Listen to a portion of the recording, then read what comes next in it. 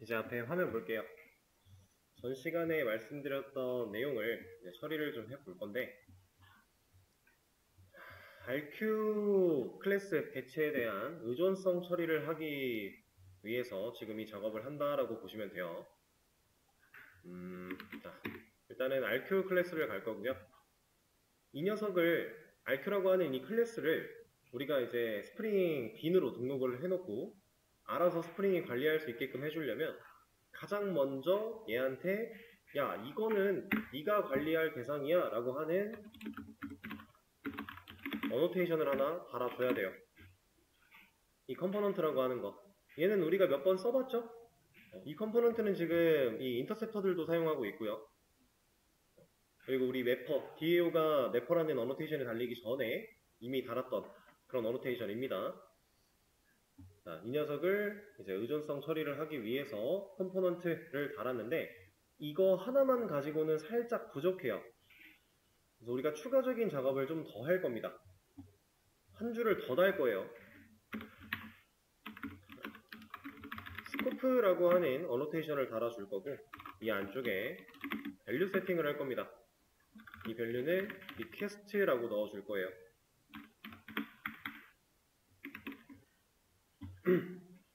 자, 얘는 이제 리퀘스트 스코프라는 의미를 가지고 있는 건데 이 스코프라는 거는 여러분들이 예전에 자바 공부하실 때 변수의 스코프 뭐 이런 거 검색해 보신 적 있을 거예요.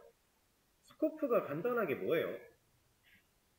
그리고 얼마 전에 제가 EL 설명드릴 때도 스코프란 얘기가 나왔던 것 같은데, 그죠? 스코프는 그냥 간단하게 얘가 살아있을 수 있는 그 범위를 나타낸다라고 보시면 돼요. 지금 이 리퀘스트 스코프를 달아줌으로써 이 RQ라는 이 녀석이 이제 빈으로서 관리가 되는 그 상황이잖아요. 컴포넌트를 달았기 때문에 이제 빈으로 등록이 돼서 관리가 될 텐데, 그렇게 만들어지는 그 빈이 요청 수준으로 존재할 수 있다라고 정의를 내려놓은 겁니다. 요청 수준으로 존재할 수 있다는 건 뭐냐면, 그러니까 요청당 이 빈이 하나씩 생성이 되고요. 그 요청이 끝나면 이 빈은 사라질 거다를 의미해요. 그게 지금 리퀘스트 스코프라고 하는 이 어노테이션의 역할이에요. 우리가 컴포넌트를 달아서 빈으로 관리될 수 있는 이 RQ라는 클래스, 즉 이 RQ 객체는 앞으로 이제 요청 하나당, 이 요청이라는 건 우리가 사용자가 여기에 주소 입력을 하거나 아니면 버튼을 클릭하거나 하는 이런 요청을 의미해요. 실제로 HTTP 프로토콜을 그 프로토콜에 있는 그 요청을 의미하는 겁니다. 그래서 그 요청 하나당 하나의 빈이 만들어졌다가 그리고 요청이 다 끝나버리면 내가 할 일을 다 수행을 했으면 그 빈은 다시 사라진다. 이러한 의미를 가지고 있습니다. 자, 근데 이 녀석만 가지고 사용을 하면은 이것만으로도 사용하는 목적은 분명히 존재하겠지만 우리 상황에서 살짝 부족할 수 있어요. 그래서 하나를 또 달 거예요. 자, 여기다가 프록시 모드라고 해서 설정을 하나 추가할 겁니다. 여기에는 스코프 프록시 모드라고 하는 걸 달아줄 거고 타겟 클래스라고 하는 것까지 달아줄 거예요.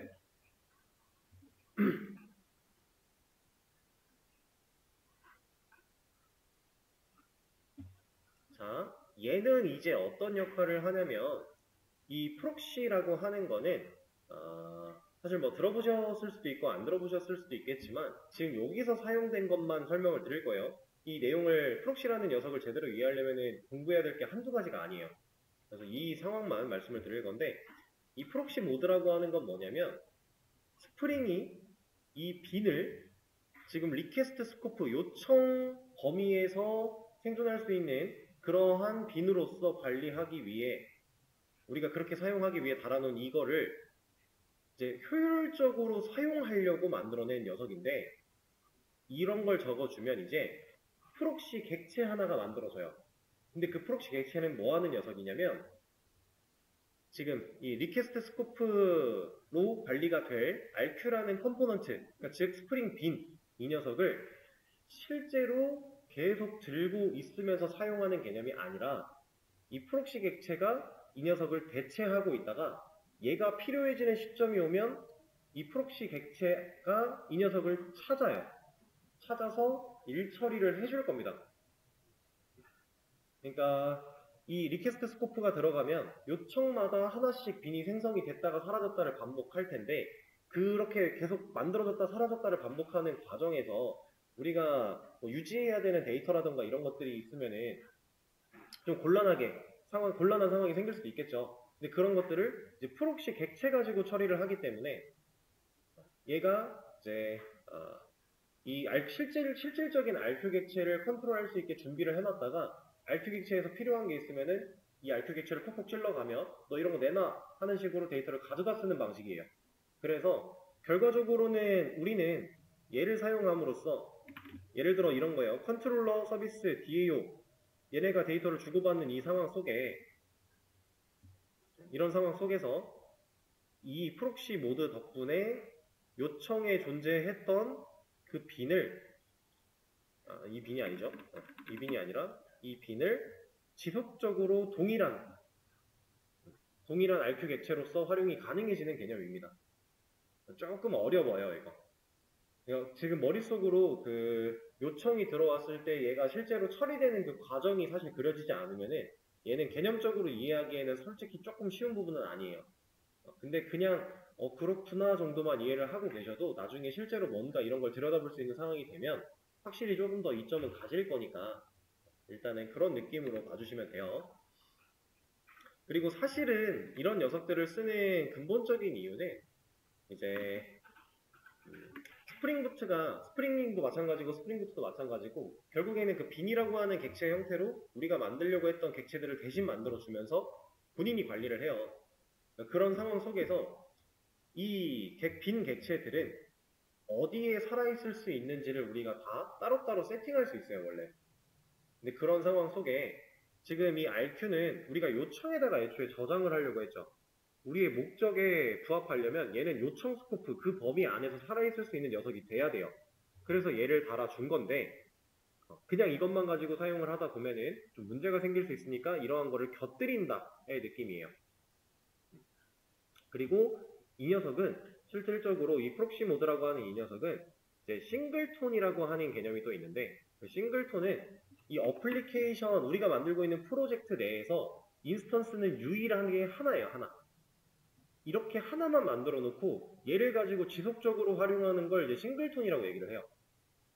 근데 이 싱글톤의 스코프를 가지고 있는 그런 빈들이 이 요청 스코프에 존재할 수 있는 이러한 빈들을 의존성을 주입받고자 할 때 그때 이런 게 꼭 필요합니다. 이거 없으면 제대로 인식이 안 되거든요. 그래서 실질적으로는 활용할 수 있는 단계가 지금 우리가 쓰는 것보다는 더 깊은 의미들이 들어있어요.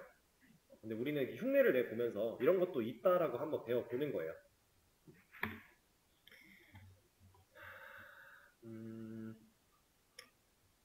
그래서 이걸 달아주게 되면 이제 RQ라고 하는 이 녀석은 우리가 사용했던 것처럼 이제 의존성 주입, 우리가 생성자 주입으로 처리했던 그런 것처럼 이제 가능해집니다. 그래서 before action interceptor 여기에 제가 이 녀석 객체를 직접 만들지 않을 거고요. 이 set attribute도 여기서 안 할 거예요. 왜냐면 여기서 객체를 안 만들어내니까. 근데 뭐 이거는 여기서 해도 돼요. 사실 상관은 없어요. 객체를 만들진 않아도 그 인스턴스를 저장할 수 있는 변수는 우리가 만들어서 의존성을 주입을 받을 거니까 괜찮긴 한데 일단 이런 겁니다. private RQ에 RQ라는 변수를 만들어내요. 그 다음에 생성자 하나 필요하겠죠. 이 생성자에서 하는 일은 이걸 매개 변수로 받아다가 kiss.rq에 외부에서 가져온 RQ를 넣어주는 거예요. 이게 우리가 알고 있던 일반적인 의존성 주입의 방식이죠. 그리고 이렇게 했을 때 오토 와이어드는 생략을 해도 가능한 거고.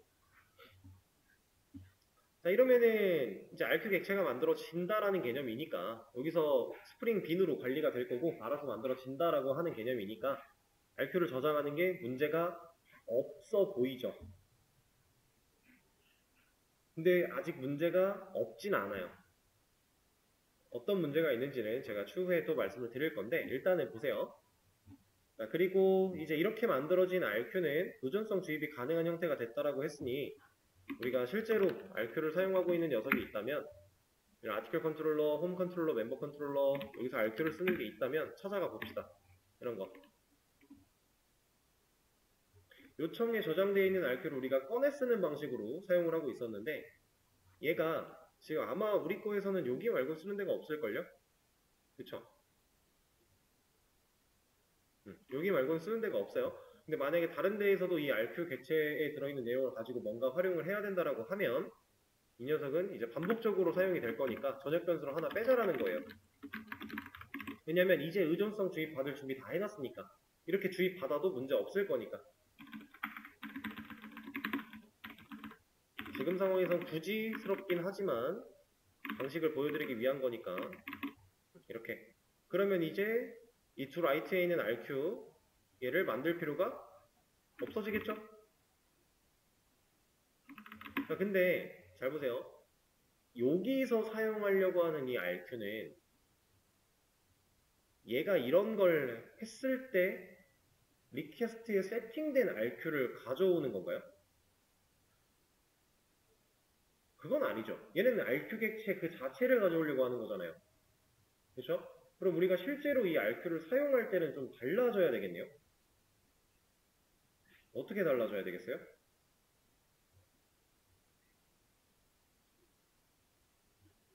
자, 그래서 제가 얘를 여기서 안 할 거라고 한 거예요. 이런 작업을 여기서 할 게 아닙니다.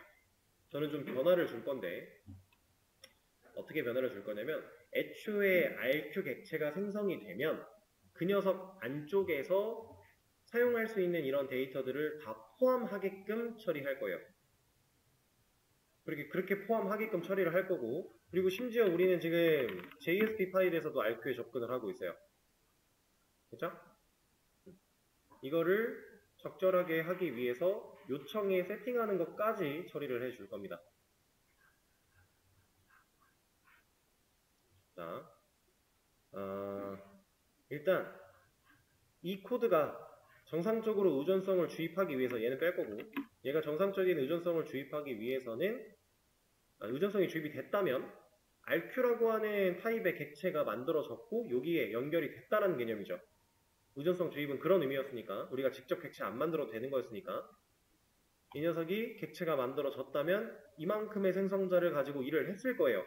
자, 이렇게 일을 하는 이 과정에서 제가 데이터를 좀 추가할 겁니다. 뭘 추가할 거냐면 이렇게 할까요? 우리가 요청은 또 만들어 놓은 게 없군요. 아니다, 여기 받아오고 있는 게 있으니까 네, 저걸 활용합시다.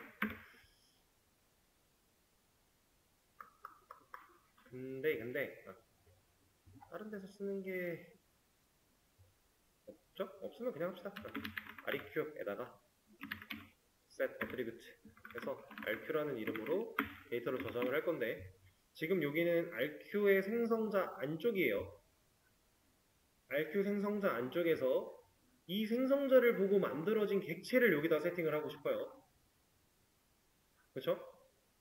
생성자 안에 들어있는 이만큼의 코드가 실행된 결과로 만들어진 그 RQ 객체를 원래 이 자리에 우리가 넣으려고 했던 거예요. 근데 지금 저는 생성자 안쪽에서 지금 세팅하는 코드를 쓰고 있죠. 여기에는 이런 게 가능합니다. 디스가 객체가 자기 자신을 컨트롤하기 위한 리모컨이라고 했어요. 그렇죠? 자기 자신을 컨트롤하기 위한 리모컨이라는 건 결국에 이 녀석이 그 객체의 참족 값이겠네요. 그래서 그 디스 자체를 이 객체처럼 활용할 수 있어요. 이렇게. 근데 이걸 아무데나 다 쓸 수 있는 건 아니고 지금 만들어지고 있는 이 생성자 환경에서 지금 이 생성자를 바라보고 객체가 만들어질 건데 그렇게 만들어지는 디스 그 녀석 그 자체를 내가 RQ에 세팅을 하겠다라는 의미예요. 이런 식으로 이제 RQ에 세팅을 할 수 있고요. 그리고 그럼 여기서는 이제 RQ 객체가 제대로 만들어진 뒤에 요청에 세팅되는 것까지 끝나고 그리고 나서 객체 연결이 되는 개념이니까 여기서는 RQ가 가지고 있는 이런 거 쓸 수가 있겠죠. 어쨌든 생성자 보고 객체 만들어지는 거니까. 홈 컨트롤러 쪽은 이런 거 쓰는 거 없고 멤버 쪽도 한번 볼까요? RQ 쓰는 곳이 있네요. 2개 있네요. 여기는. 여기도 필요하겠죠?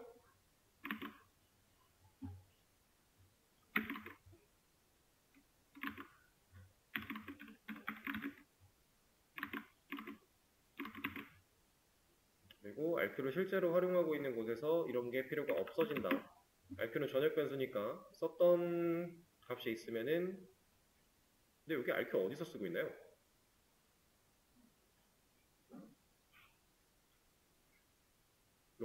여기 로그인 보내고 있군요. 이거 하나라서 잘 안 보였네요.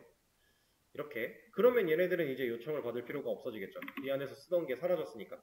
이거 RQ 꺼내려고 요청을 이제 파라미터로 봤던 건데, 필요가 없어지는 거죠. 아티클 컨트롤러 쪽도 마찬가지겠네요. 이 녀석이 필요가 없어지겠다. 이렇게. 자, 구조를 변경했습니다. 근데 아직도 안 돼요. 뭐가 안 되냐면,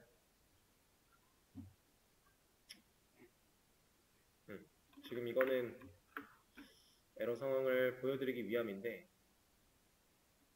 근데 이게 널이, 이거를 제대로 체크를 하기 위해서는 이거 하나만 만들어 놓고 보여드릴게요.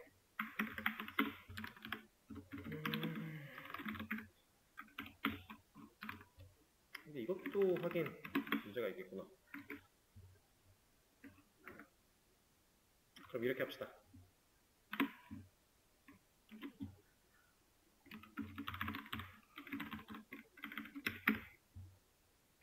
자, 저 지금 브라우저 껐고요. 다시 켰어요.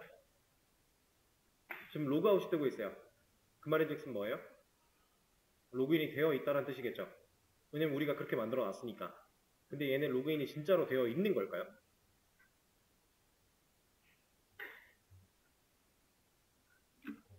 지금 계속 RQ 가지고 뭐라고 해요? RQ가 널이래요. 얘는 로그인이 안 되어 있는 거예요. 안 되어 있는데 로그아웃이 뜨고 있는 겁니다. 그 이유는 얘 때문이에요. 분명히 이 before action intercept에서 RQ 의존성을 주입을 받아요.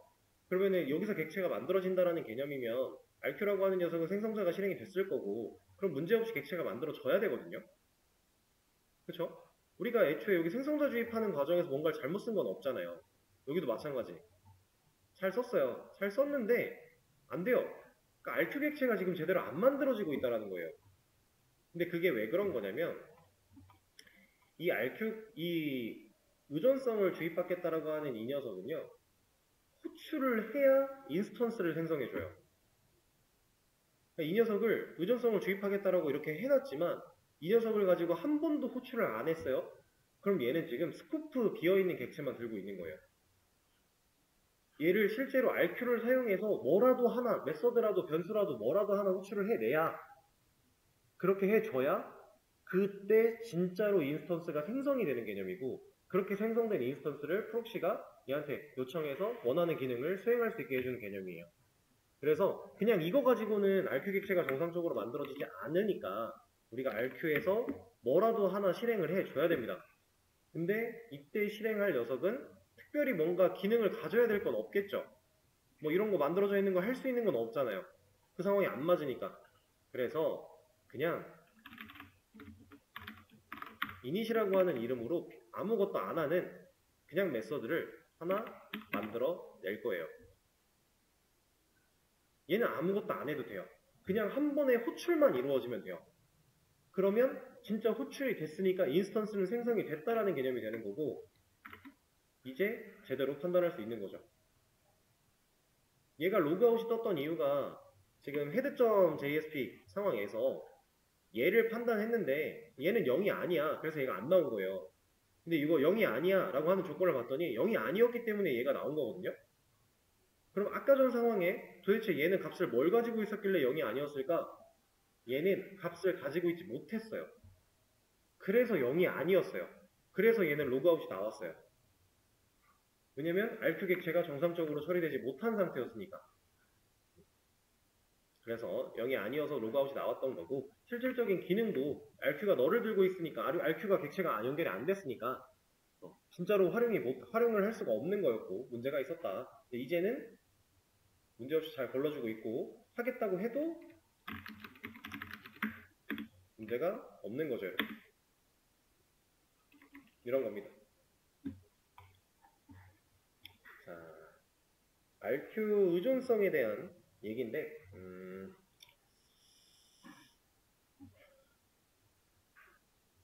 이게 스프링이 의존성을, 그러니까 빈이라고 하는 객체로서 의존성을 주입시키고 관리하기 위해서 이제 내부적으로 이루어져 있는 어느 정도 그 흐름 이런 거를 좀 알고 써야 되는 부분이라서 좀 어렵게 느껴지는 게 맞습니다.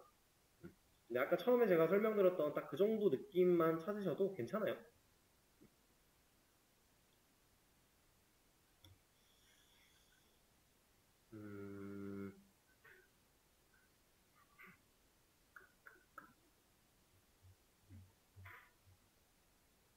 오케이.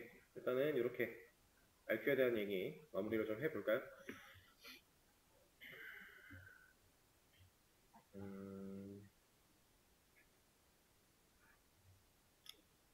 이제 만약에 RQ를 써야 되는 상황이 온다면은 컨트롤러에서 이런 식으로 의존성 주입하고 사용하시면 되는 거예요. 어차피 객체는 비포 액션 인터셉터가 먼저 만들어낼 거니까 이닛을 통해 그 이후에 이제 이 녀석은 객체가 제대로 만들어졌다라는 개념으로 의존성을 받을 거니까 빈에 등록이 된 거니까 사용하는데 문제가 없을 것이다 라고 하는 거고, 그러면 지금 내용도 하나 커밋으로 일단 남겨드리도록 하죠. 좀 끊어가면서 해야 좋으니까. 참 이거 하나 더 바꿨어야 돼요. 우리 need 로그인이랑 need 로그아웃 이거 하고 있는데 이것도 이렇게 할 필요 없겠죠. 이제 이거 비포 액션에 있는 거 그대로 가져올게요. 이것만 바꿔주면 되는 거고, 그러면 이제 여기서 안 꺼내와도 그냥 의존성 주입 받아서 바로 사용 가능한 거니까 need 로그아웃도 마찬가지죠. 이거 대신에 이게 있으면 된다. 이렇게 이제 조금 더 우리 손을 떠났으니까 편한 거예요. 관리를 우리가 직접 할 필요가 없어지는 거니까. 자, 그러면 오케이. 커밋을 하나 남기도록 하죠. 그럼 이제 다음 내용으로 우리 이제 페이징 처리를 좀 만들어 보도록 하죠. 페이징 처리. 페이징이라는 건 어떤 걸 의미하는지 아시죠? 이제 게시판 리스트 기능에서 여러 개의 게시물들을 나눠서 보여줄 수 있는 기능, 이게 우리 페이징 처리입니다. 이거 JSP 아티클 매니저 때 이미 여러분들은 해보셨고요. 그러면은 일단은 데이터베이스에 게시물 데이터를 좀 추가하는 것부터 해볼까요? inserting into article, 여기에 rg date, 멤버 id, 그다음에 보드 id, 타이틀, body, 이런 컬럼들에 대한 데이터를 넣어줘야 되는데 그냥 넣으면 하나씩 넣으면 귀찮으니까 한 번에 많이 넣을 거다. select now. 그리고 멤버 아이디, 보드 아이디, 타이틀, 바디, 이제는 컨캣을 사용해서 이렇게 길게 느려서 보여줄 거 아니고, 이거 멤버 아이디랑 보드 아이디는 실제로 회원 번호랑 게시판 번호가 들어가야 되는 거잖아요. 지금 우리한테는 보드 아이디가 몇 개 있어요, 총? 2개 있죠. 회원은 2명 있어요. 그쵸? 회원은 1명 정도만 더 늘려줄까요? 왜냐면 게시물이 둘이서 번갈아 쓰는 거는 좀 별로니까. 유저 2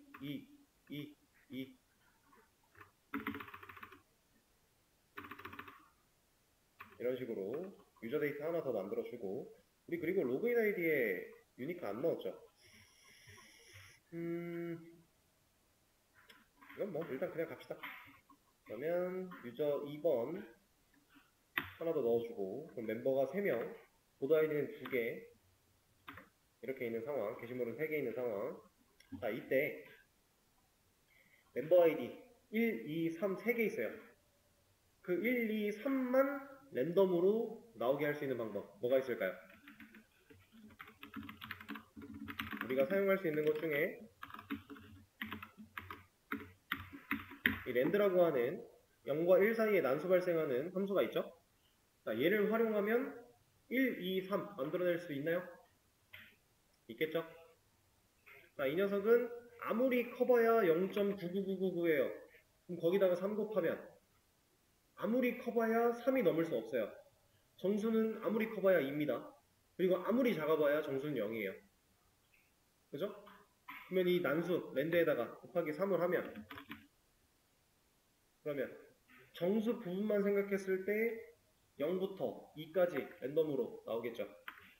0, 2, 1, 2, 1, 2 계속 0, 1, 2 사이에서 나올 거예요. 그죠? 그러면 이렇게 만들어 놓은 녀석을 소수점을 잘라버린 다음에 1씩 더해주면 1, 2, 3이겠죠.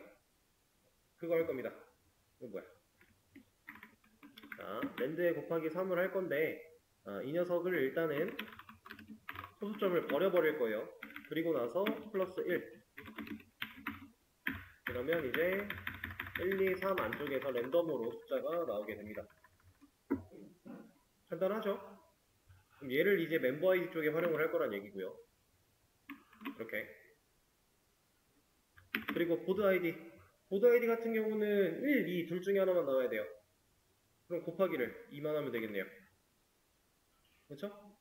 아무리 커봐야 1.8 어쩌고 할 거고. 그렇죠? 9999니까. 그리고 아무리 작아봐야 0일 거고. 정수 부분만 떼면 0일이고. 여기다가 소수점 버린 다음에 1 더하면 1, 2니까. 가능하겠죠? 그러면 이제 무작위로 데이터를 쌓을 때 이제 자유 게시판과 공지사항 게시판에 골고루 글이 쓰일 거다 이런 얘기예요. 그런 걸 만들어주기 위한 거죠. 그 다음에 타이틀과 바디 같은 경우는 얘는 콩캣을 쓰긴 쓸 건데 이런 느낌으로 한번 가볼까요? 콩캣이 랜드가 다 달려버리면은 조금 너무 지저분했잖아요. 길어서. 하나는 이렇게 다는데 랜드를 또 달긴 달 건데 이 녀석에 곱하기 일시 100, 1000, 만 정도를 해준 다음에 이 녀석도 소수점을 버립시다. 이만큼만 한번 잘라서 테스트를 해보면 이런 느낌이죠? 숫자가 이제 잡혀줄 거예요. 이런 거 하겠다. 그러면 제목은 이렇게. 그 다음에 바디도 이렇게 넣어주면 훨씬 그래도 깔끔하게 게시물들이 쌓여가겠죠? 이것도 줄바꿈을 할까요? 하죠. 가독성 면에서 그게 더 나아 보이니까.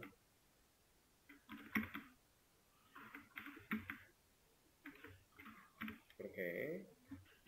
근데 여기서 끝나는 게 아니라 이건 아티클이죠. 이러면 이제 아티클이 가지고 있는 개수만큼 이러한 내용들이 생겨나면서 세팅이 될 거다라고 하는 건데 아티클의 게시물이 3개 있는 상황. 저는 한번 비워주고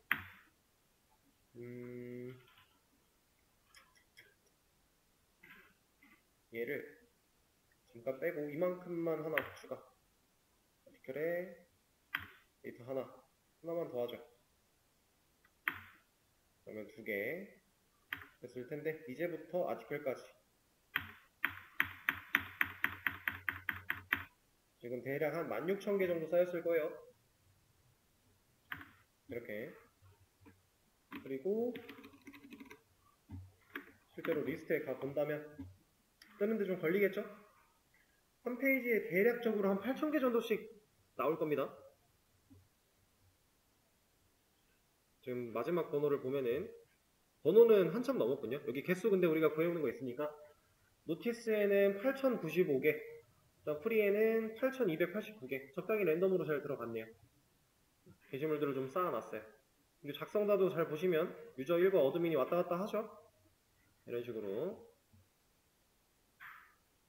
너무 오래 걸리는데 조금만 줄여놓고 할까요?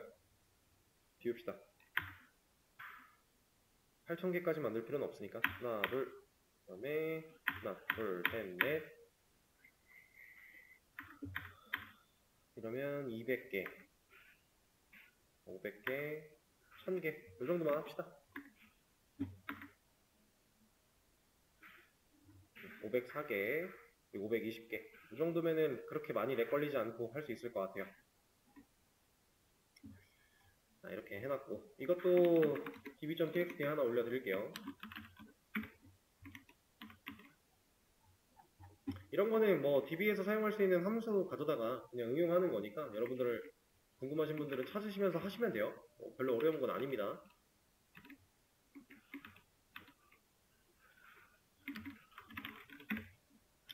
자, 그러면은 이제 페이징 처리 바로 한번 생각을 해보도록 할게요.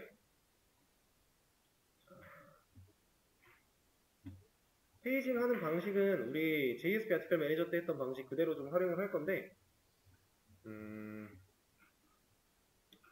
일단은 알고 있던 방법대로 한번 가볼까요? 이제 리스트를 할 때 우리가 페이지라고 하는 녀석을 사용할 거예요. 예를 들어 이런 겁니다. 리스트를 보여주는 이 상황 속에서 페이지라는 변수 하나 만들어서 일단은 1을 넣어놨다가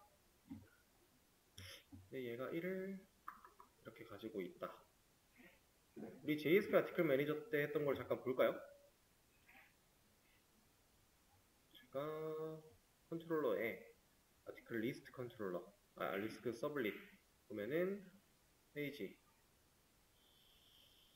이 녀석은 일단 1인데 요청해서 받아온 파라미터를 보고 이렇게 이거 기본값 세팅해 놓은 거였죠? 처리했고 만들었고 이거 일단 가져와 볼까요? 어차피 자바 코드는 똑같은 거니까. 근데 여기 리퀘스트 요청 파라미터 얘는 이 방식으로 안 해도 되겠네요. 왜냐면 우리가 이제 파라미터를 받을 때 이런 식으로 받아버리면 되는 거니까. 뭐 밖에서 넘어온 거 이렇게 받을 수 있는 거잖아요. 그러면 이렇게 받아온 녀석을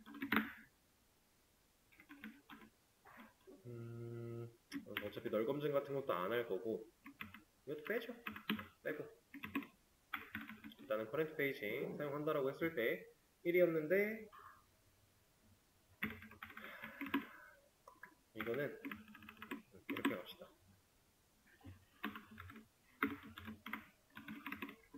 자, 이렇게 넘길 거예요. 커렌트 페이지 뭔가 파라미터를 받아왔대요. 얘가 1이든 몇이든 일단 받아왔대요. 그거 가지고 한 페이지에 10개씩 보여줄 거야. 그리고 이제 DB 쪽에 리밋을 걸 때 이렇게 시작을 할 거야. 그다음 from과 end 우리 연산하는 거 다 처리해주고 그리고 참 제가 이거 말씀 안 드렸던 것 같아요. 지금 보시면은 여기가 아이템스 이너 페이지가 들어가 있어요. 근데 얘는 아이템스 이너 페이지가 들어가면 안 돼요, 사실. 이거는 제가 저번에 JSP 아티클 매니저 할 때 이거 어떤 분이 말씀을 해주셔가지고 맞네요, 이거는 이게 들어가면 안 되겠네요 라고 판단을 해놓고 여러분들한테 설명드린다고 했지만 까먹고 넘어갔나봐요. 지금 마침 잘 보인 김에 말씀을 드릴게요. 얘는 지금 10이에요, 10. 여기가 10으로 박혀야 되는 이유가 뭐냐면 우리가 1부터 10까지 버튼 총 10개 보여줄 거고 누르다가 다음 버튼 누르면 11부터 20까지 보여줄 거죠. 이런 식으로 만들 거니까 우리가 버튼 개수는 총 10개라고 지금 고정을 해 놓은 거거든요. 그쵸? 자, 그거에 대한 값이에요, 얘는. 이 둘은. 여기도 마찬가지. 만약에 여기가 아이템스 이너 페이지가 돼버리면은 일단은 지금 아이템스 이너 페이지 얘가 10을 가지고 있었으니까 큰 문제가 안 돼 보이겠지만 얘가 만약에 한 페이지에 10개 말고 15개, 20개씩 보여주기로 이제 처리가 돼서 변수 처리가 된다고 쳐요. 그러면 나누기가 이렇게 바뀐 값으로서 나누기가 됐을 때 전혀 다른 결과가 나와요. 예를 들어서 원래 이제 이렇게 생각할 수 있는 거거든요. 근데 이게 처리가 됐다. 그럼 내가 한 페이지에 만약에 15개를 보여줄 거야 라고 하면은 이 연산의 결과로는 1부터 15까지 그리고 다음 누르면 16부터 30까지 이런 식으로 나오게 되는 거예요. 잘못되는 거예요, 이거 아닙니다. 이거 잘못된 방식이고 이 자리에는 내가 버튼 보여줄 개수를 정해서 넣어주는 그러한 연산의 자리였다.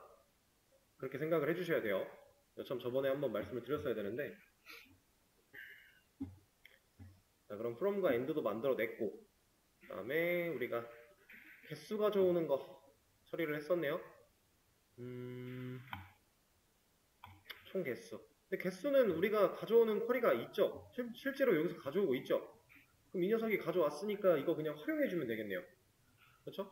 이거를 제대로 활용을 하기 위해서는 이 녀석들이 위에서 이루어질 게 아니라 좀 밑에서 이루어진다면 좀 더 깔끔하겠죠? 그럼 얘를 그냥 활용할 수 있는 거니까. 그러면 총 페이지 개수를 구하는 양식도 이렇게 이거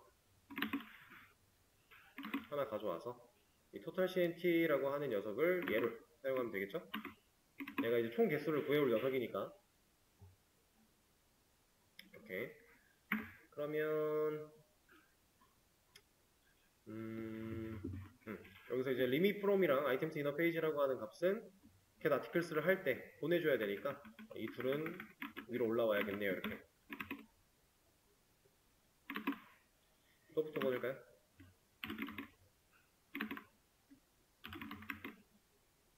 그리고 만들어주고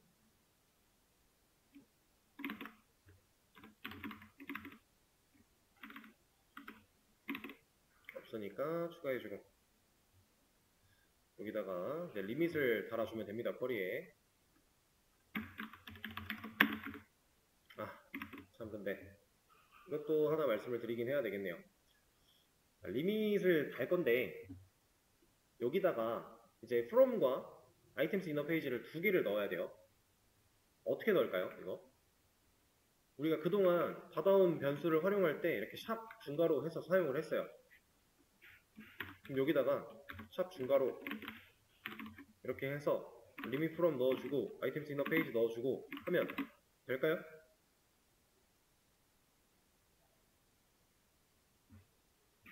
이거 될까요? 어떨 것 같아요? 이거 돼요. 근데 이게 이런 방식으로 쓸 수 있다라고 하는 얘가 모든 상황에서 다 되는 건 또 아니에요. 안 되는 것도 있어요. 근데 지금 이 리밋은 돼요. 얘는 가능합니다. 근데 여러분들이 이제 이런 걸 경험을 하시고 나면은 그러면은 이 변수 가져온 거를 활용할 때 내가 이렇게 넣으면 다 됐었으니까 그냥 넣어야지 하고 했는데 실제로 나중에 안 되는 상황들이 벌어질 거예요. 그럼 그때 가서 이거 왜 안 되지? 하고 다른 데에서 에러를 찾는 경우가 되게 많아요. 이 쿼리 문제 없는 것 같은데? 이러면서.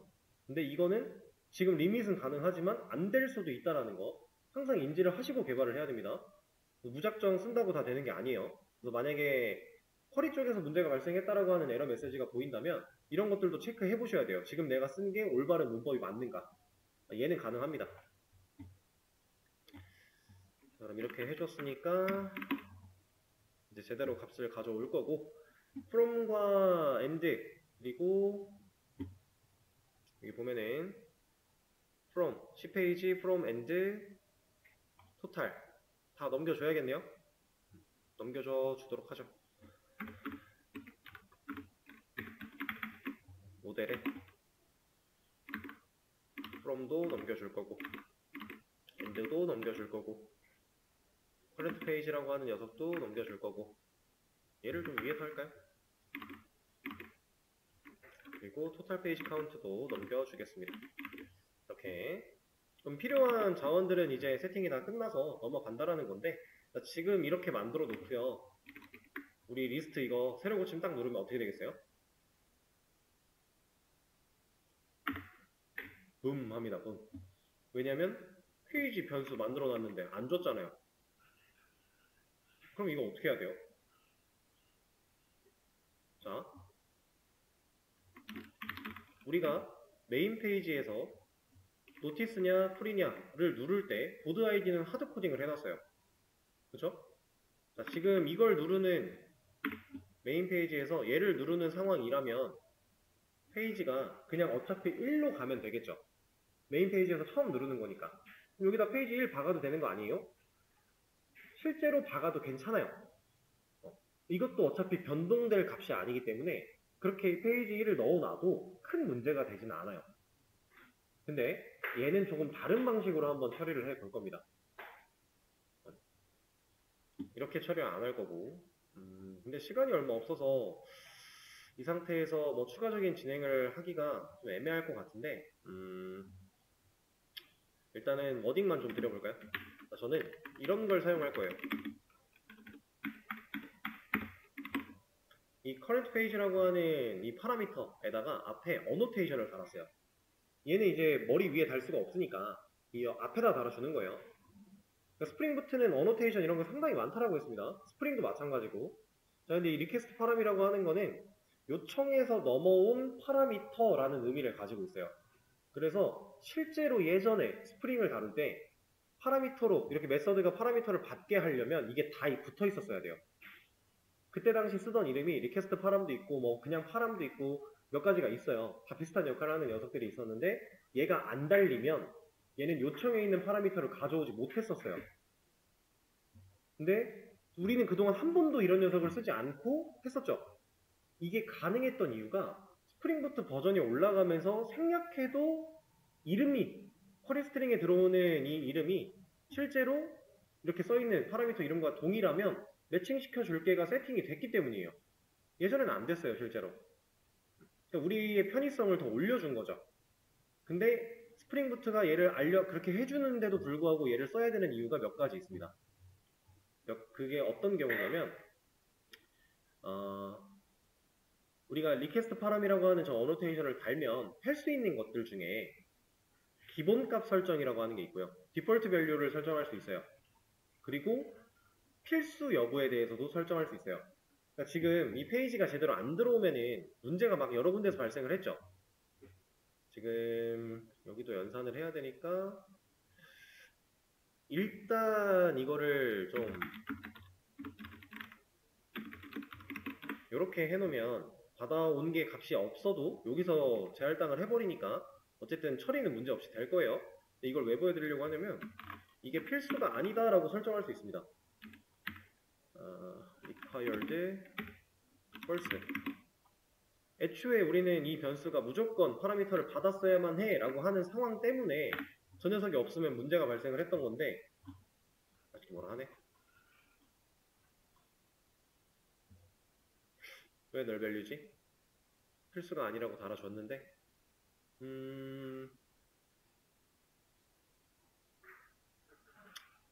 네, 어쨌든 이런 개념이 있어요. 이거는 예시를 좀 보여드리고 싶었는데 시간이 없어가지고 그래서 이런 식으로 필수가 아닌 설정도 할 수 있고 그리고 추가적으로 또 있어요. 그 파라미터를 넘겨줄 때 이름이랑 지금 받을 때 이름이 다른 경우면 여기서 매칭 시켜줄 수 있습니다. 이 이름을 리퀘스트 파람에 이렇게 들어온 녀석을 난 얘로 받을 거야 라고 우리가 이름을 넣어줄 수 있어요. 그런 옵션도 있고 그리고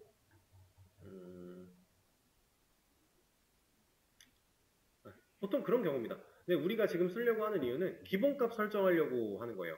그러니까 이 페이지라고 하는 녀석이 값이 아무것도 안 들어왔을 때 파라미터에 그 쿼리 스트링이나 아니면 뭐 폼에서 넘겨오는 데이터에 이 녀석에 대한 정보가 없었을 때는 이 녀석의 값을 난 1로 설정할 거야 라는 걸 하고 싶어서 내가 지금 이걸 리퀘스트 파람이라고 하는 녀석을 단 거예요. 그리고 얘한테는 이제 디폴트 밸류라고 하는 값에다가 1 이렇게 넣어줄 겁니다.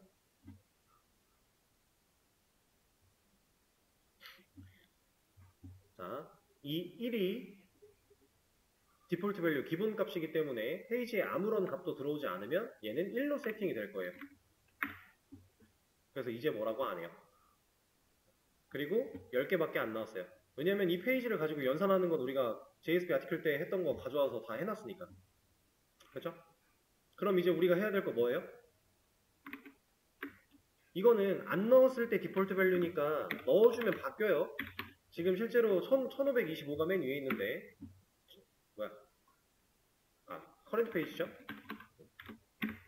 바뀝니다 실제로. 우리 기능은 다 만들어 놓은 거예요. 이제 버튼 노출, 버튼 만들어주고 그 노출시켜서 실제로 얘가 유지할 수 있게끔 하는 거 그런 거 만들어주면 되겠죠? 그래서 요거까지 지금 설명을 먼저 드린 거고 이 리퀘스트 파람에서 쓸 수 있는 디폴트 밸류는 생각보다 상당히 유용한 개념이 될 겁니다. 왜냐면 우리 나중에 검색 기능 만들거나 할 때도 검색어가 없을 때에는 그냥 리스트를 풀로 보여줘야 되는 상황이 생길 거잖아요. 그럴 때에도 이런 녀석을 많이 활용을 하게 될 거예요. 그래서 그렇게 일단 생각을 해주시고, 지금 이 코드는 커밋을 남기진 않을게요. 우리 마지막에 했던 커밋 RQDI 다음에 지금 조금 건드려 봤는데, 그거 뭐 있는 거 가져온 거밖에 없으니까 여러분들이 만약에 테스트를 해보고 싶으시면은 본인이 직접 해보시고, 내일 수업에서 이 기능 마저 만들어 보도록 하겠습니다. 그럼 오늘 수업은 여기서 마무리하도록 하죠. 고생하셨습니다.